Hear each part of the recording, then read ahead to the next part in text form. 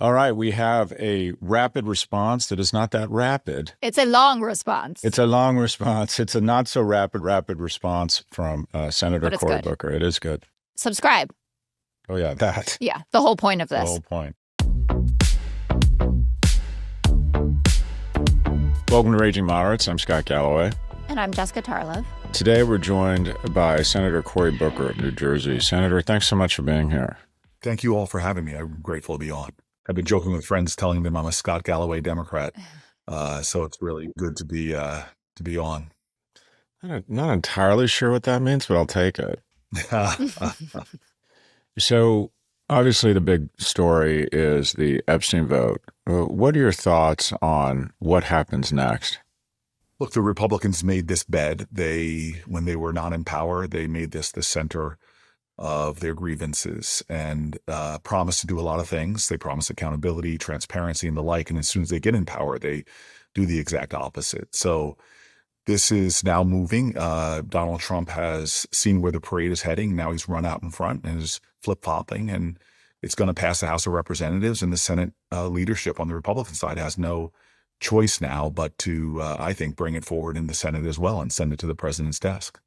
So we have an administration that I would describe as guilty of certain instances of what appears to be pretty naked corruption. Are you confident that these files would not be altered or have key things redacted with just the names of Democrats? I wonder why people seem to be under the impression that this release is going to be some sort of cleansing of truth. Isn't there just an enormous opportunity, given the fact pattern so far, that what comes out does not have the veracity we're hoping it's going to have? I think you're really not, you're understating the truth. This is the most staggeringly corrupt administration we have ever seen in the United States of America. This president came in and he got rid of ethics officers. He got rid of the people who were in charge of investigating corruption within his operation. He got rid of anybody who had an independent voice that would question him. In addition to that, he's engaged in overt grift in his office. He's made more money in the last 10 months in office than he did in probably the previous 5 or 10 years in any of his business operations, in the most corrupt way, and frankly, in a way that was directly against what the founders wanted. He is taking foreign money into his crypto schemes in the very countries that we have vital national security interests.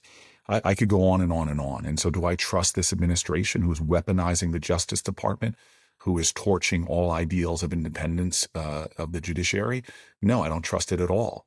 And I don't think anybody should. And now that we have a House and a Senate controlled by Republicans who are showing this advanced form of yoga I've never seen before, where they're willing to contort themselves, bending over backwards, doing everything the president says, eviscerating the idea of checks and balances and separations of power, not calling one hearing on some of the most vital national security issues, whether it's bombing, extrajudicial bombing and killings in the Caribbean, or the sending out on a commercial app battle plans. We haven't had one oversight hearing on any of these vital issues.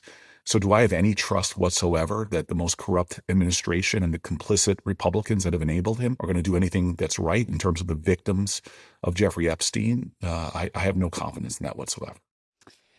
Well, you touch on something that connects to having to govern with the Republican Party writ large. So obviously the corruption aspect of it, and it has permeated all levels where Republicans feel like they can't even step out of line to do something that might be to the benefit of the American people, like extending the ACA subsidies. So the government is back open. You did not vote. You're not one of the 8 that switched over to make sure that we could reopen it. We're supposed to see a vote mid-December, Senator Thune says, on the ACA subsidies extension. But Donald Trump has now said that it's, quote, a waste of time, and is pushing a plan that gives people money that they can't even use towards their premiums. What are you guys going to do? Well, I think when you say you guys, I think we should open the aperture. It's what are we as the American public going to do? We have a president that— I'm in. What can I do? Yeah.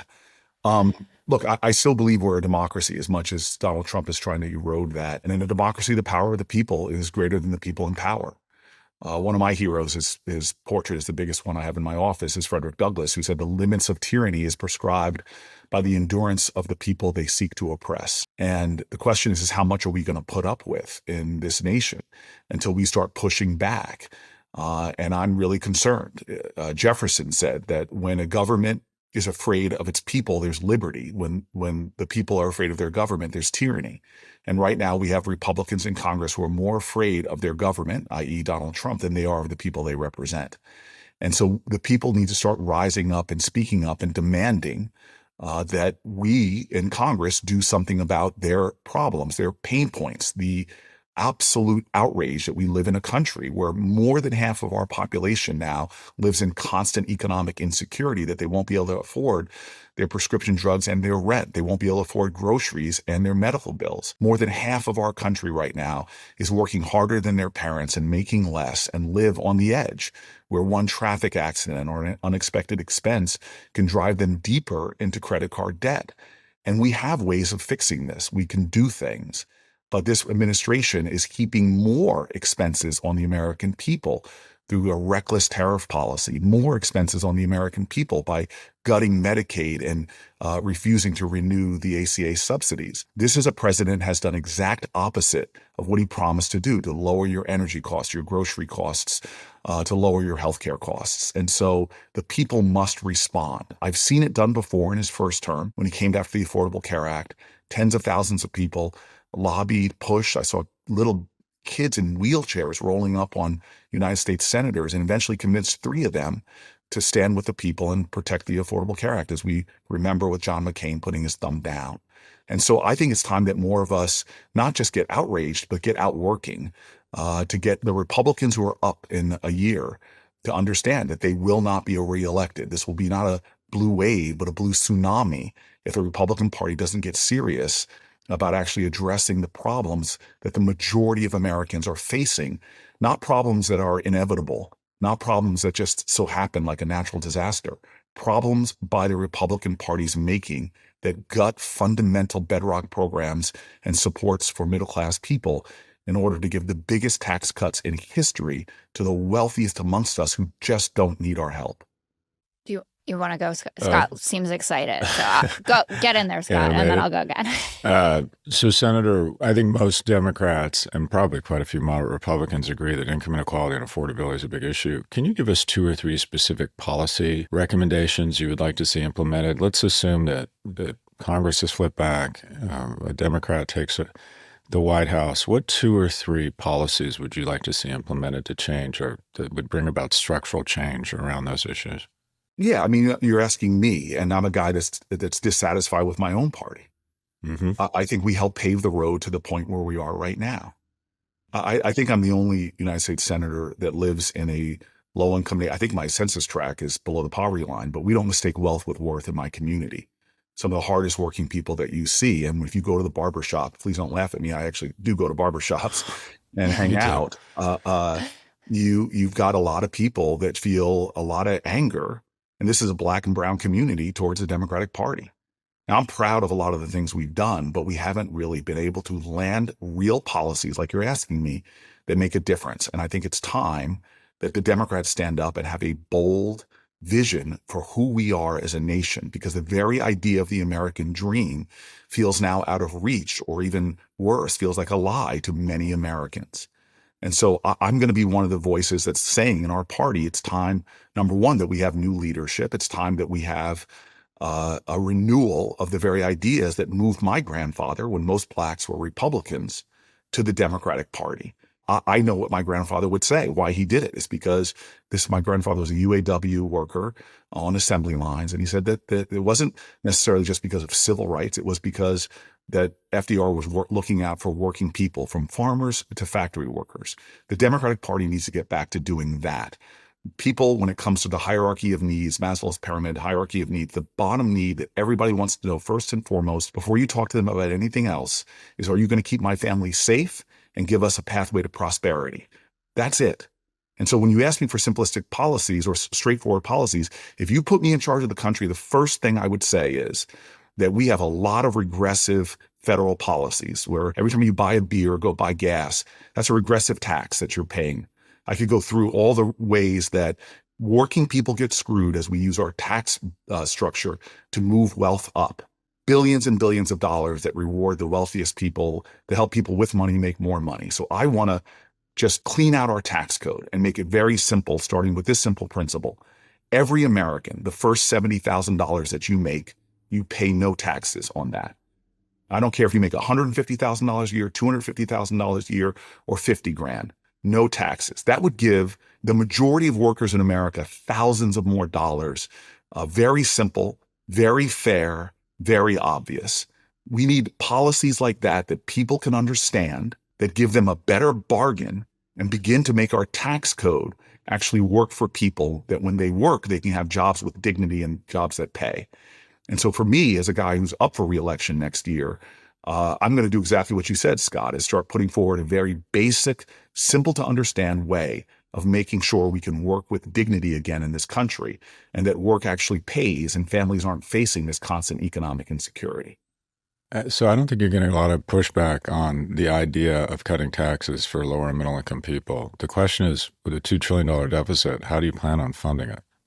Well, I'm one of these Democrats that thinks that the deficit is, again, one of the more grievous things we've done, a self-inflicted wound. Mm-hmm. You've got nobody in the United States Senate that has actually made their government more efficient when they were an executive. I ran a city, and it may surprise you to know that I cut my city's budget by 25%. And every department, I would say, but one, got more efficient, some of them doubling in efficiency. I come here and I can't even believe that probably one of our biggest expenditures on our military, the United States military, the Defense Department, hasn't even passed an audit in well over a decade. I think that Donald Trump constantly gets a lot of the problems right. His solutions just suck, and actually they're dangerous. So this idea that we should make government work efficiently, effectively, and transparently is really important. Now, we could just go back to the radical days of the Bush era and have a tax code where the upper income areas are paying what they did back in the Bush era or the Obama era, where our stock market doubled, and get enough revenue to pay for the plan that I just said, get rid of loopholes like carried interest and more. We have a tax code, and this is why I don't take corporate PAC money, because I watch the utter corruption that is normalized in Washington. Every major corporation, concentrated power, comes down here and gums up our tax code to give themselves corporate welfare and breaks that the average working person will never see. It's why friends of mine on Wall Street pay less in taxes than their secretaries or than a firefighter or a teacher. The money is there. We're the wealthiest civilization in the history of humanity. America is a wealthy country, but we starve more than half of our folks and plead that we don't have the money for Meals on Wheels or school lunches for our kids. So we can be responsible, Bill Clinton was, and balance our budgets and work down our deficits just by having a fair tax system, and a tax system that actually incentivizes investment. Passive capital should not be given the break. Entrepreneurs, business people should be given the break.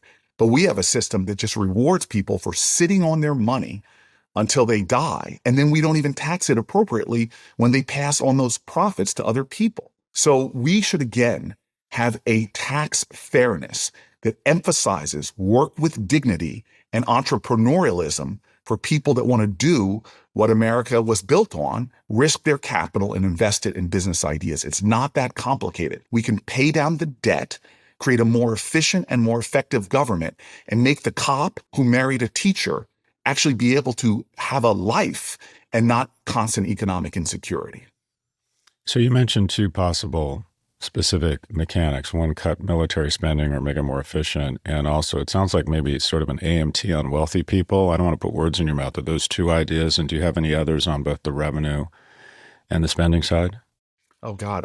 When I became mayor of the city of Newark, I just told my team, let's just attack stupid first, because there's just so much stupid stuff. And you know this, and I'm sorry I don't have the data before me, but if we just grew our economy, you can cut as much as you want with government, and I can show you a whole lot of stupid things we spend money on.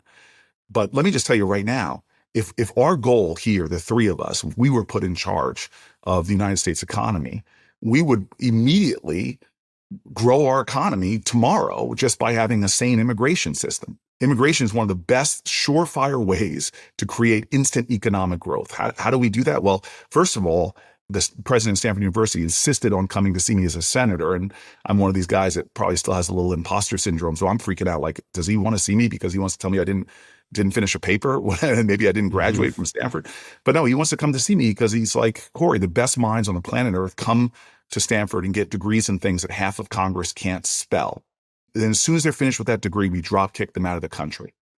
I can tell you from agricultural workers to some of the brightest minds that are inventing some of the most important things for humanity, from biotech to quantum computing, that there's a pathway to grow our GDP by another % just by having sane immigration. Now, Democrats, again, got it wrong. And I saw this on the multiple trips I took to the border, the humanitarian nightmare that was there under President Biden. We can have an immigration system that stops the flow of undocumented immigration, but expands the pathways for legal immigration that can grow our economy in leaps and bounds. Let me give you another example.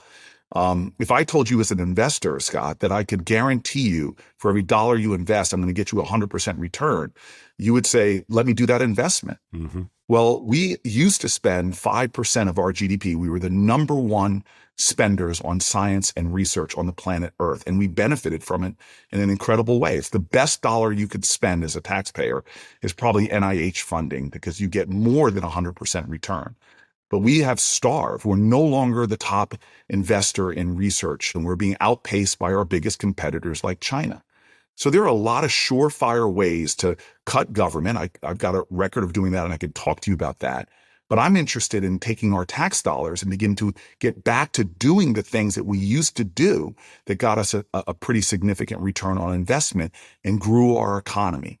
We need to get back to being a pro-growth nation that invests in the best things that grow our economy, science and research and people. We're in a global knowledge-based economy now.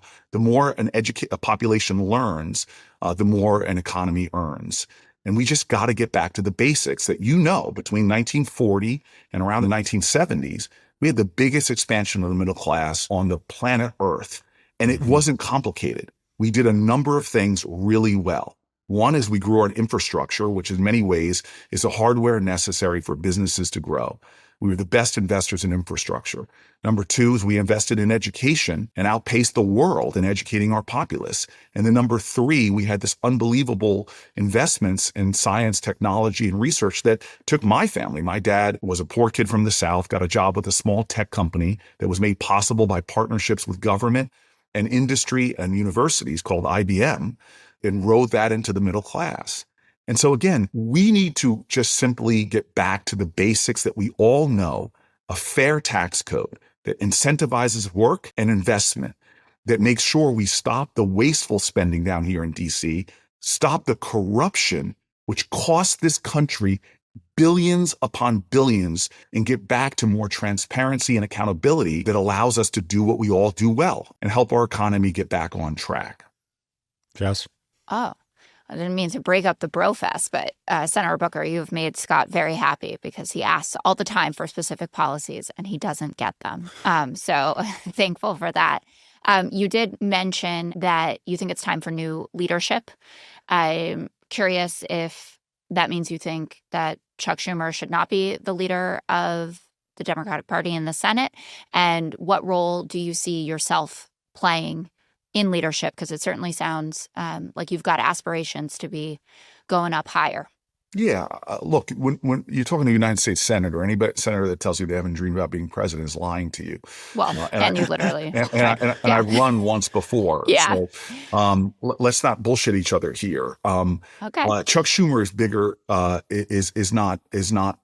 he's a leader of the Senate. But let's expand our vision a little bit. When I talk about new leadership, I'm not talking about an individual position. I'm talking about a generational thing. We here, all three of us, Scott and I are probably Xers. Jesse, you're probably a millennial or Gen Z. Gen Z, Senator Booker, come back every week.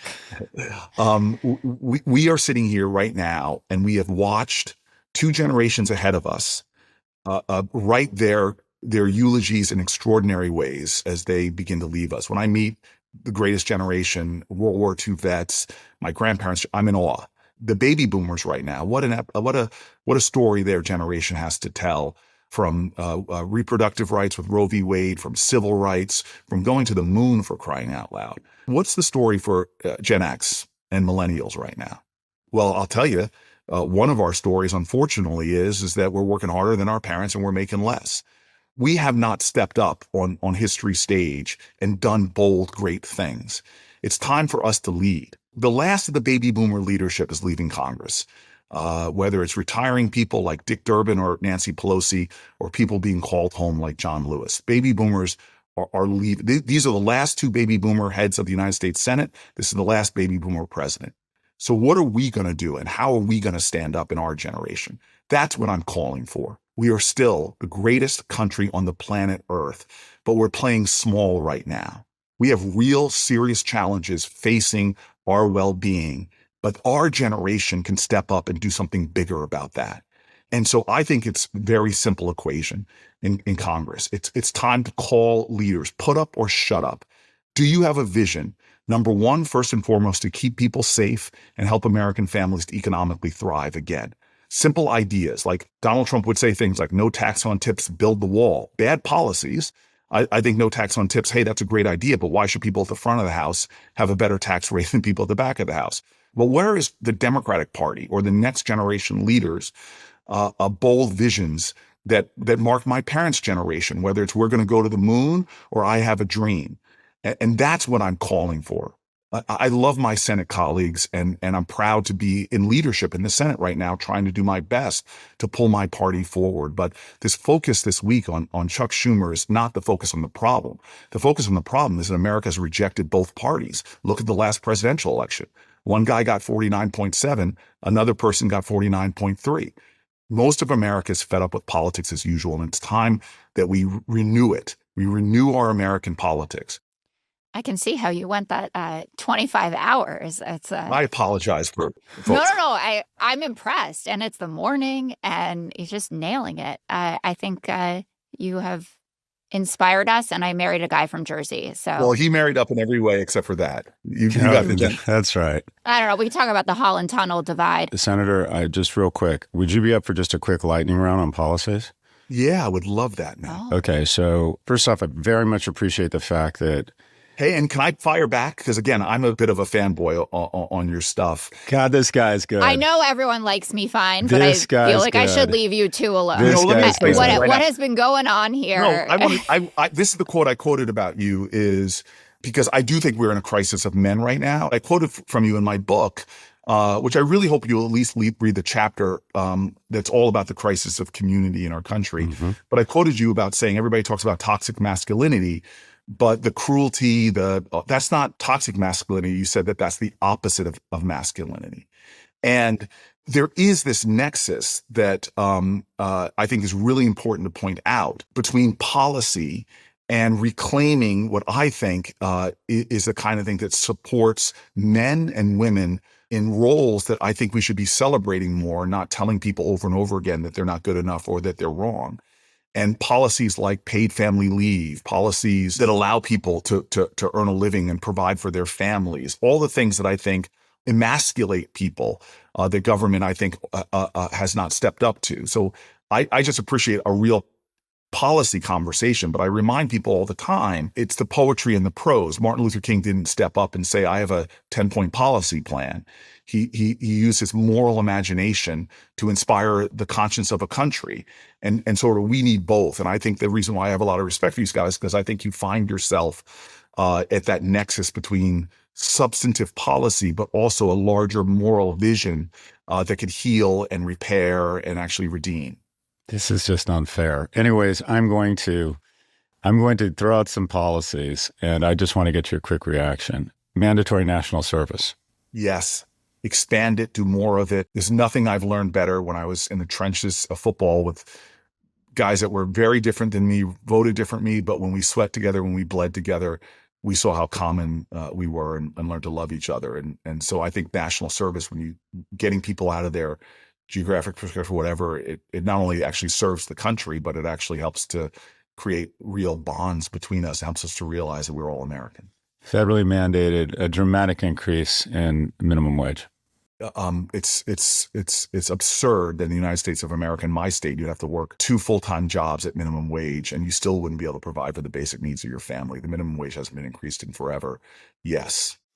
Lower the eligibility for Medicare until we have some form of socialized or nationalized medicine. Yeah, look, you and I've looked at every system out there.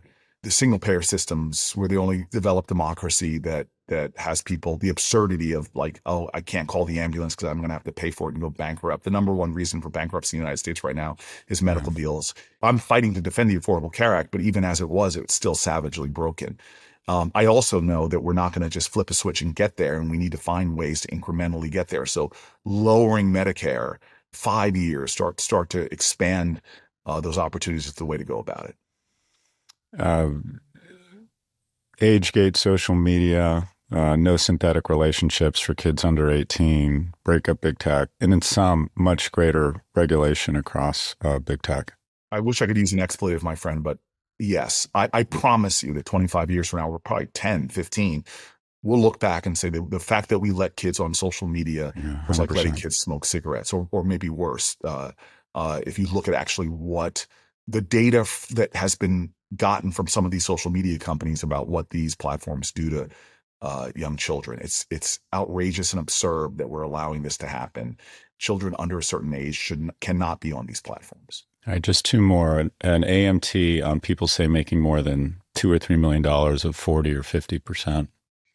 I'm not sure exactly how to get there, but when you remind people what the tax rates were during Reagan, right? Everybody loves to talk about Ronald Reagan on my other party, but if we had the tax rates of Reagan, we would have the revenue to do so much other things higher. Yeah. So we've got to get back to those kind of tax rates again, or that kind of tax fairness, I would say. But I'm not sure exactly how we best set the rate at the tops yet. And the last one, a dramatic increase in armaments and intelligence and long-range missiles for Ukraine in an attempt to win the war. I am a big believer that one of the tragic mistakes we've made was not giving Ukraine the weaponry that they needed early in the process. People will remember this is one of the things Donald Trump got his first impeachment for. Europe is in it. We should be with Europe, and we should be giving them the resources and weaponry necessary to defend their country and take back the Donbass region, that much of which they've lost.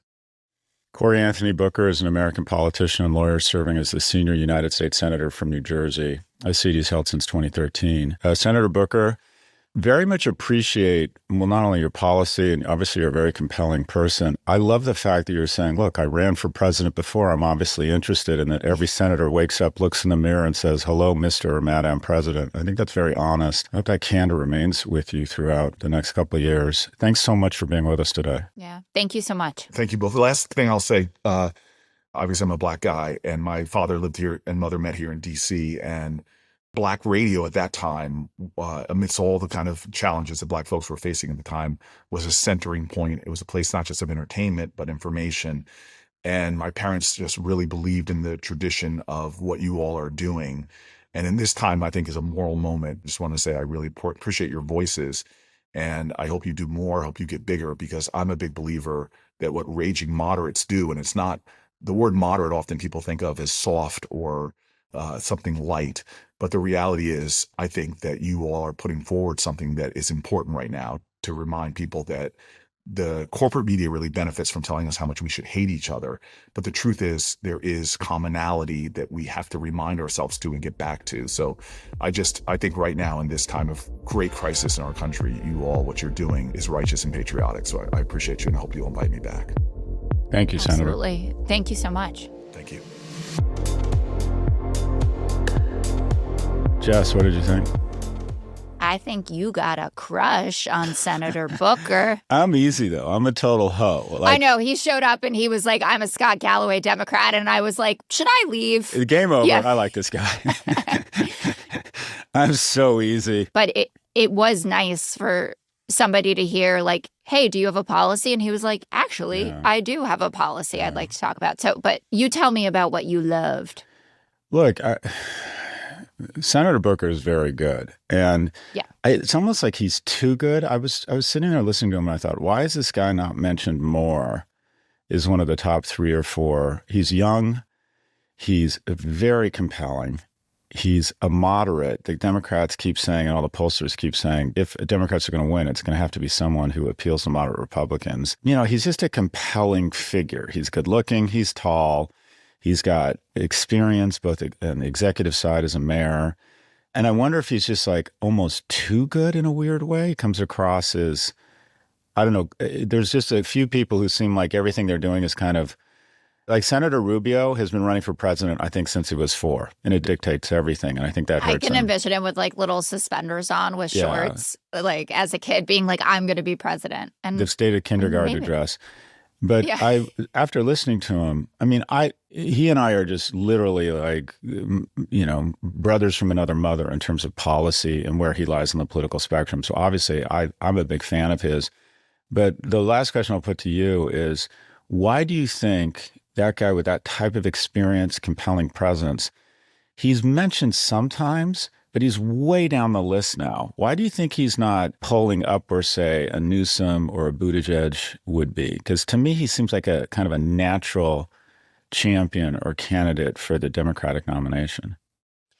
Well, I think Newsom has catapulted himself into a different stratosphere with the Prop 50 thing. Yeah. And it's hard coming from New Jersey, I think, to be able to do this. I think that Mikey Sherrill's win will do him a lot of good, frankly, because it's elevated New Jersey into the national conversation. And if we had more time, I mean, I guess we did have a lot of time, but if I had spoken more, I would have asked about what her win means for what's possible for that kind of Democrat, because I think they are similar types of Democrats, right? People with actual policy ideas, and also importantly, and I think he does a good job of this, they're running against the system from inside the system.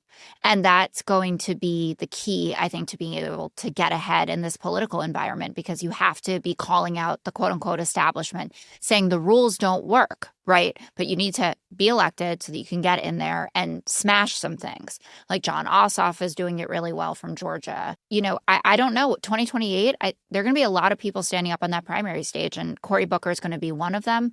I think that this marriage that he has now between the rhetoric and the actual policy ideas will help him. I think in the past, some people have thought that he was like an I am Spartacus moment kind of guy, or the 25 hours on the floor. But what they want to hear is, for $70,000 of income, you're not going to get taxed on it, because that can go on a bumper sticker. And that's what we've been, I mean, that's a long bumper sticker, actually. But you know what I mean? We've been desperate for, like, what is our no tax on tips? What is our build a wall? What is our MAGA?